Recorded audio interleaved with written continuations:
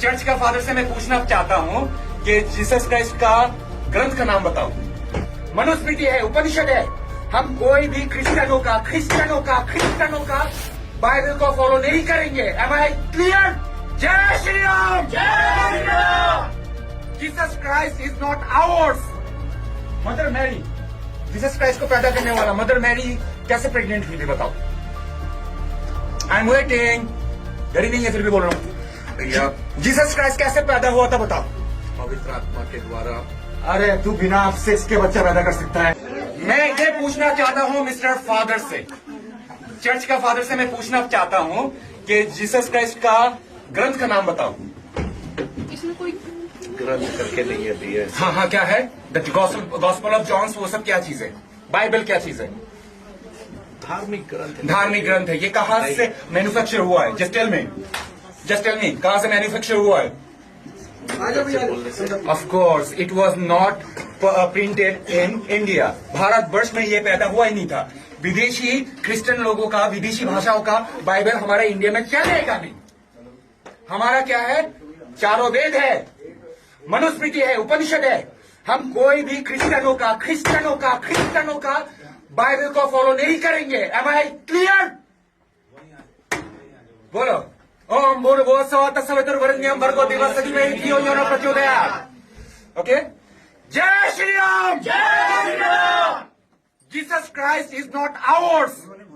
Jesus Christ is not hours. हमारा कौन है? राम भगवान। एम आई राइट? ओके, सबके सामने पूछ रहा हूं इसको। मदर मैरी, जीसस क्राइस्ट को पैदा करने वाला मदर मैरी कैसे प्रेग्नेंट हुई थी बताओ। I am waiting. घड़ी नहीं है फिर भी बोल रहा हूँ भैया। जीसस क्राइस्ट कैसे पैदा हुआ था बताओ। पवित्र आत्मा के द्वारा। अरे तू बिना सेक्स के बच्चा पैदा कर सकता है। वही तो परमेश्वर का पवित्र पुत्र आत्मा के तभी है ना, द्वारा। क्योंकि पवित्र आत्मा का इंसान के अंदर पाप वो है। नहीं घुसेगा तो बच्चा मेरे कैसे भाई, पैदा होगा? पाप से अगर पाप से जन्म हुआ व्यक्ति कभी भी पाप से छुटकारा नहीं दे सकता, है ना। Yes. तो इसलिए परमेश्वर की आत्मा ये जो बायोलॉजिकल जो होता है उसके द्वारा पैदा नहीं हुआ है, ठीक है ना? Really? हाँ। Can you explain this to the gynecologist? You baby? Yeah, Are you educated? Are you educated, baby? Yes, I'm educated. Okay, you know the process of मैं वही तो बच्चा कहती पैदा हूँ, करने का प्रोसीजर बताऊंगे। अगर जैसे मैं- बच्चा पैदा करने का प्रोसीजर भाई बताऊंगे। मेरी सुन तो सही। मैं जैसे पैदा हुई हूँ, अब कैसे पैदा हुई बताओ।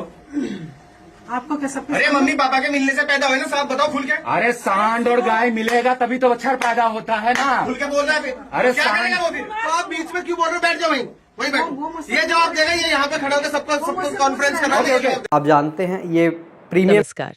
आज हम एक वायरल वीडियो की तह तक जाएंगे।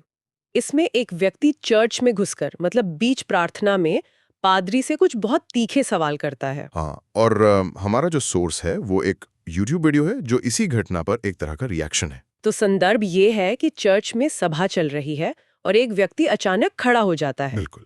और वो पादरी से सीधे सीधे बाइबल, यीशु और मदर मैरी पर सवाल करने लगता है। वो बाइबल को एक विदेशी ग्रंथ कहता है और भारत के ग्रंथों जैसे वेद और उपनिषद उनका हवाला देता है। तो आज हम इसी घटना की परतों को खोलेंगे। पहले ये समझते हैं कि उस व्यक्ति के सवाल थे क्या, मतलब उसके मुख्य तर्क क्या थे। देखिए, उसके सवाल सीधे और उकसाने वाले थे। पहला, उसने पूछा कि यीशु का ग्रंथ कौन सा है, जो अपने आप में एक अजीब सवाल है। और उसका सबसे बड़ा पॉइंट तो ये था कि बाइबल भारत में नहीं बनी है तो उसे यहाँ नहीं मानना चाहिए। एग्जैक्टली। और फिर माहौल को और गर्म करने के लिए उसने चर्च के अंदर ही जय श्री राम के नारे भी लगाए। और एक सबसे विवादित सवाल भी था मदर मैरी को लेकर। हाँ, और उस सवाल में उसने जो भाषा इस्तेमाल की वो बहुत ही अभद्र थी। हम उसे यहाँ दोहरा भी नहीं सकते।